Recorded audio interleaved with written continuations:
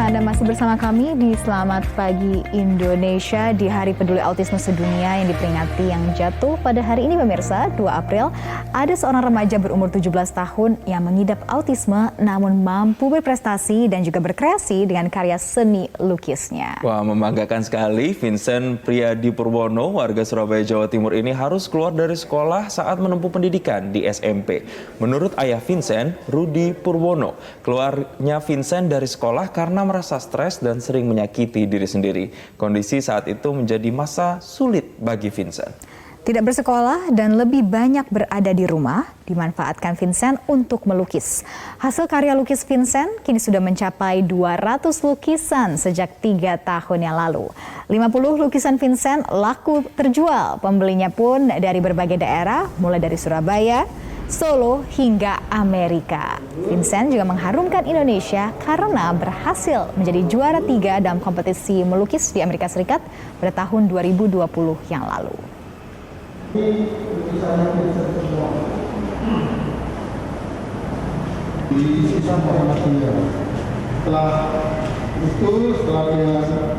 Ya pemirsa, meski memiliki kekurangan tidak melunturkan bakat Vincent dalam melukis. Lalu dari mana sih bakat Vincent ini melukis hingga karyanya bisa memenangkan juara 3 di kompetisi melukis di Amerika Serikat? Kita sudah tersambung dengan Vincent Priyadi Purwono bersama dengan ayahnya Rudi Purwono. Dan juga kita akan sapa terlebih dahulu ini. Selamat pagi Pak Rudi, selamat pagi Vincent. Selamat pagi. Nah, kita juga sudah tersambung dengan psikiater anak Dr. Isya M. Nur dari Jakarta. Selamat pagi Dr. Isya. Ya, selamat pagi semuanya. Oke, kita akan membahas lebih lanjut pemirsa. Coba kita tanya terlebih dahulu ini ke Pak Rudi selaku ayah Vincent. Pak Rudi, dari mana sih sebenarnya bakatnya Vincent ini bermula? Apakah dari kecil sudah suka melukis kah? Atau memang tiba-tiba saja kah? Seperti apa sebenarnya kisah bakatnya Vincent ini, Pak Rudi?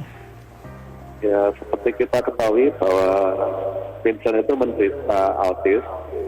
Jadi dia punya gangguan di perilaku dan cara berkomunikasi. Tapi kita sebagai orang tua mencari bakat dan minatnya supaya menyesuaikan dengan gangguannya itu. Dan ternyata bakatnya yang ada adalah di melukis itu. Oke, Pak Rudi, ini ceritanya gimana Vincent sampai bisa jadi juara 3 di lomba lukis bahkan sampai di Amerika, Pak? Ya, ini ceritanya sekarang Vincent sudah 17 tahun.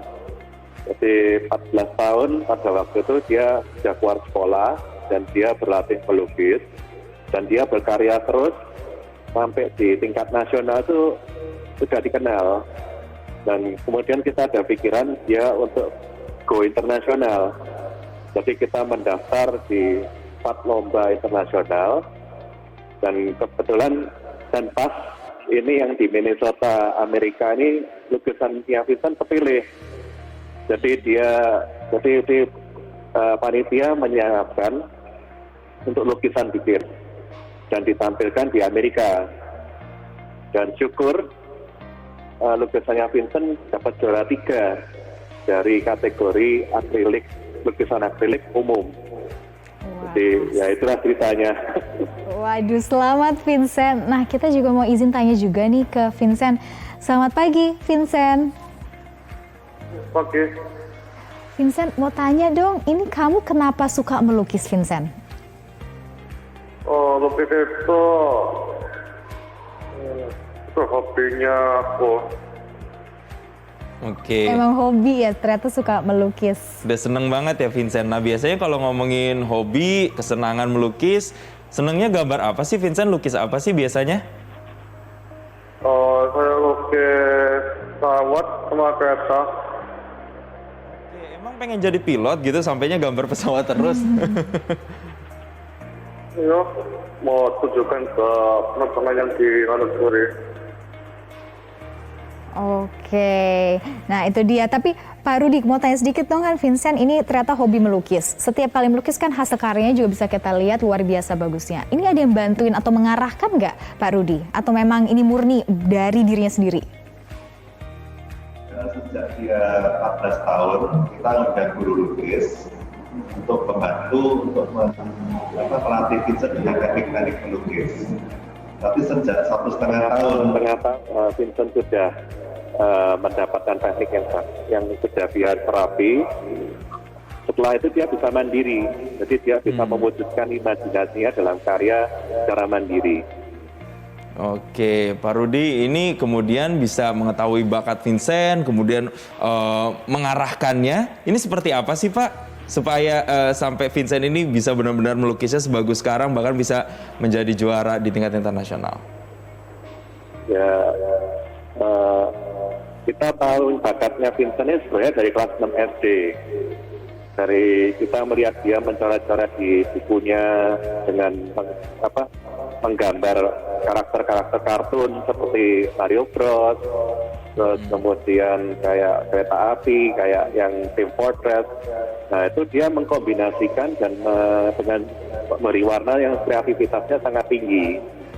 Tapi saya sebagai papanya ini menentang, karena saya sebagai orang tua itu berpikiran anak itu harus kurikulum, harus SD, SMP, SMA, lulus, kuliah, baru dia menyalurkan hobi.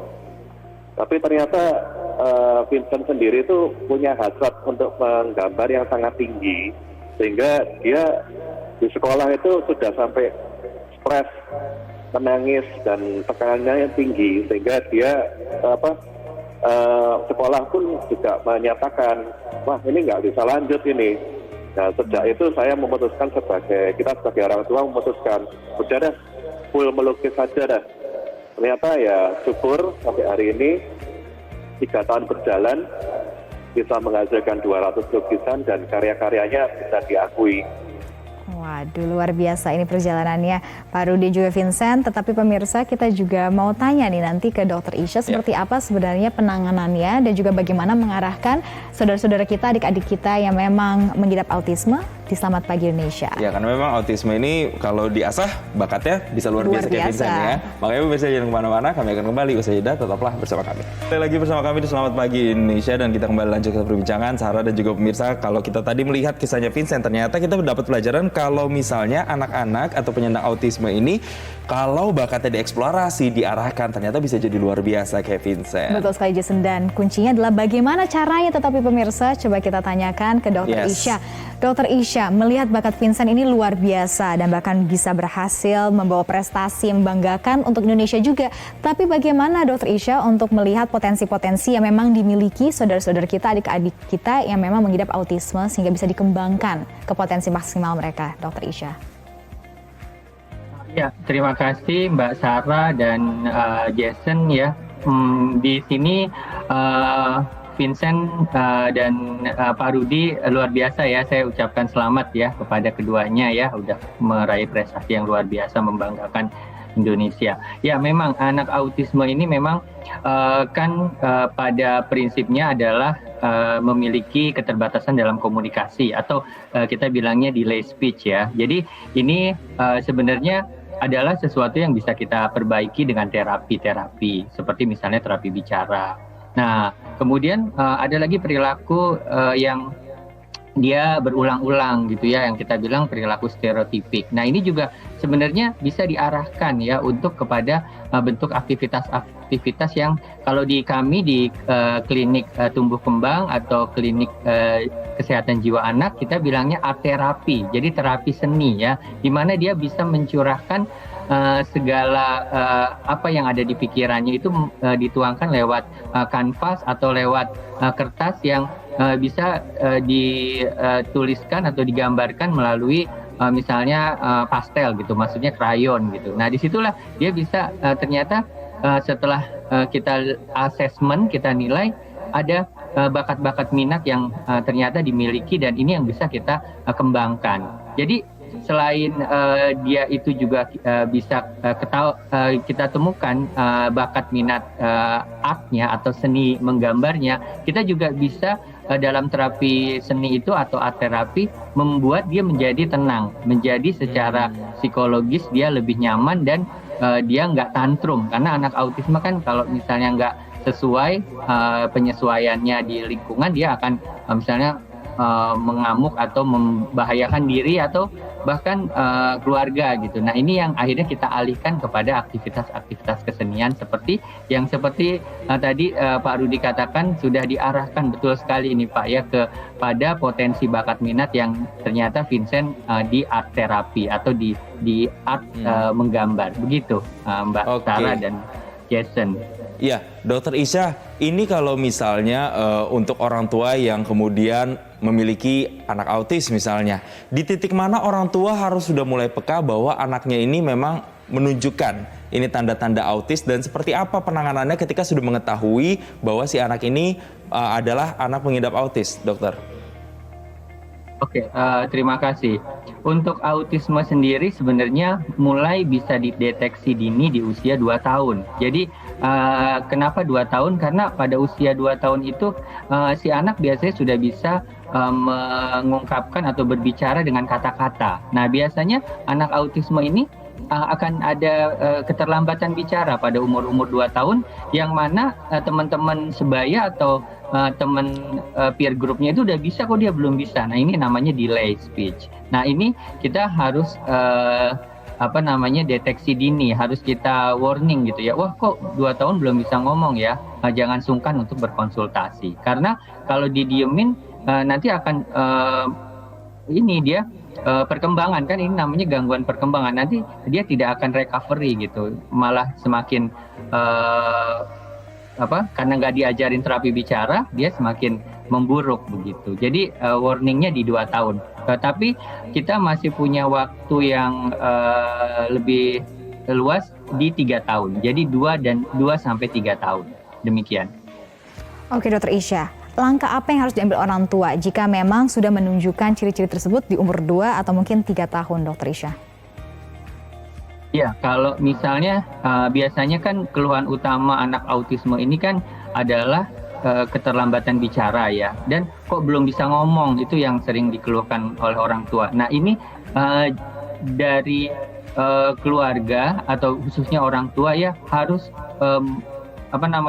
dia mengenali gini ya, kok di usia 2 tahun misalnya hanya babbling aja atau mengulang-ulang kata, bahkan belum bisa mengucapkan gitu. Misalnya kok dia hanya mau sesuatu, dia caranya dengan menunjuk atau membawa tangan orang tuanya untuk ke benda yang dia mau. Nah ini kok 2 tahun atau 3 tahun masih seperti ini. Nah ini harus warning nih dari keluarga untuk berkonsultasi ya ke dokter.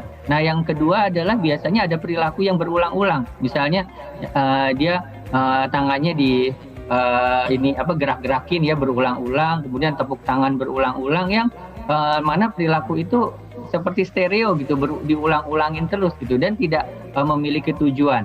Biasanya kalau lagi stres atau cemas dia muncul tuh, jadi kayak namanya flapping ya. Jadi dia kayak gerak-gerakin tangannya, atau bahkan kalau misalnya dia sampai hal yang dia inginkan tidak dimengerti orang tua, dia bisa headbanging, artinya kepalanya dibentur-benturin gitu. Nah ini kan yang membahayakan. Nah kalau ada seperti itu jangan sungkan untuk berkonsultasi ke dokter. Misalnya ke puskesmas dulu ya, di dokter puskesmas boleh. Demikian. Oke, ini saya mau kembali lagi ke Pak Rudi dan juga kepada Vincent. Ini Pak Rudi membahas terkait dengan Vincent. Ketika itu mengetahui Vincent mengidap autis itu bagaimana dan kemudian penanganannya apa waktu itu? Kita mengetahui Vincent autis ini pertama kali adalah istri saya.